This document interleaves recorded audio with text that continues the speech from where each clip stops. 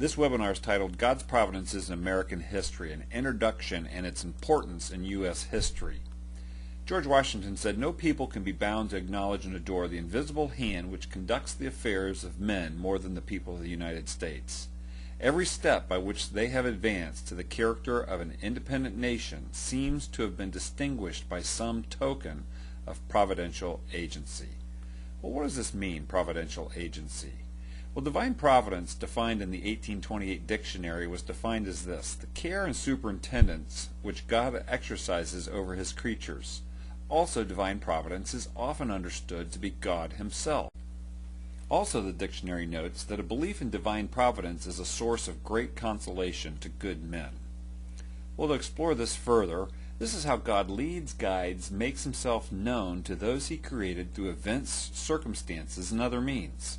It's God's involvement in the direction and affairs of men and of nations. It's the means which his government oversees all earthly governments. In a short phrase, it would be God's guiding activity amongst people and nations. Sermons on divine providence preceded the American Revolution for over 100 years.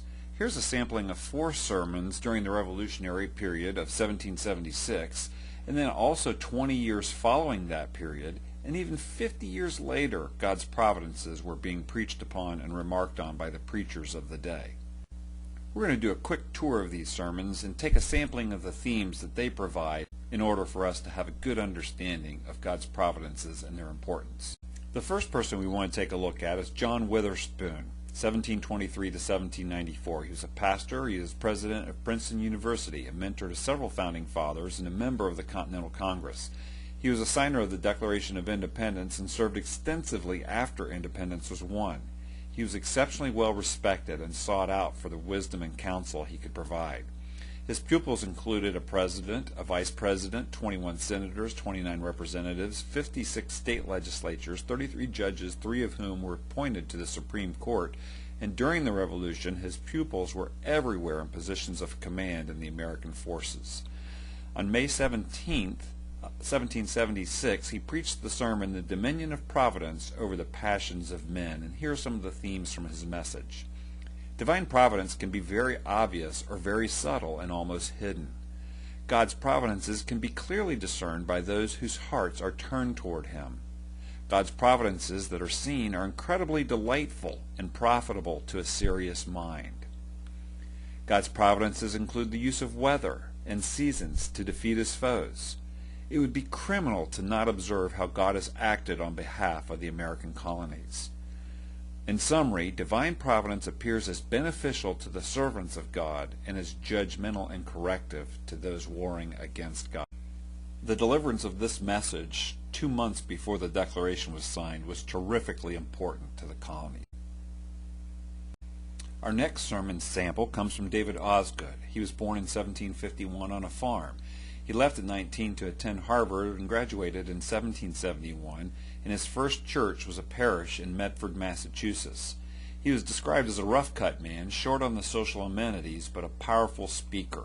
In fact, Senator Daniel Webster, quite an eloquent speaker himself, said when hearing Osgood, "It was the most impressive eloquence it had ever been my fortune to hear," and that's saying something. The sermon we're going to sample of his is titled, "The Wonderful Works of God Are to be Remembered," and this was delivered almost 20 years after the Declaration of Independence. His themes were these: the wise and intelligent will delight in investigating the providences of God. Providences are intended to make a lasting impression on us. God's purpose is that by beholding his providences, people might be so affected as to have God continually in their thoughts and thereby honor and serve him. God expects and requires that we gather them up as a treasure and carefully preserve them in our memories. God is offended when men forget his works and wonders. Public days should be set apart so that the whole people may together recollect God's providences, celebrate God's goodness, and talk about his wonderful works. God's providences are at work among different nations of the world, and this was important that Osgood also stressed that America was not unique, that God was at work around the world.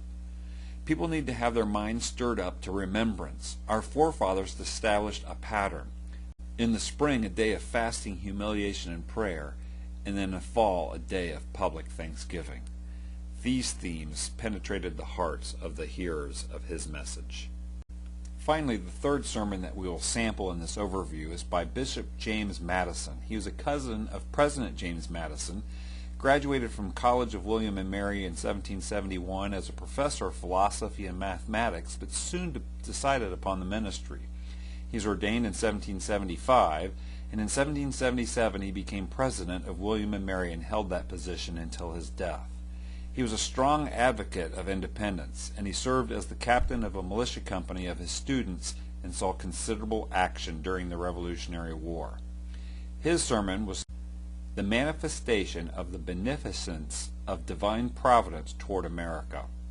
His themes were these: there does not appear in history a nation whose people had more cause to be grateful to God. Those that despise God are the ones that refuse to open their eyes to the great visible proofs of God's providential aid with which he has guided America. These providences seem too amazing to be true. Any reasoning individual cannot sit down and not see them for what they are, God's actions. This creates a great desire to thank and pay homage to the Lord God from whom these blessings come. The history of America is a manifold display of divine providence. Let the righteous with eagle eyes look upon the great things he has done. And that is our intention in this series on God's providences, God's guiding activity amongst people and nations. This is what this series will explore. This is Christian Civics Training. Thanks for listening.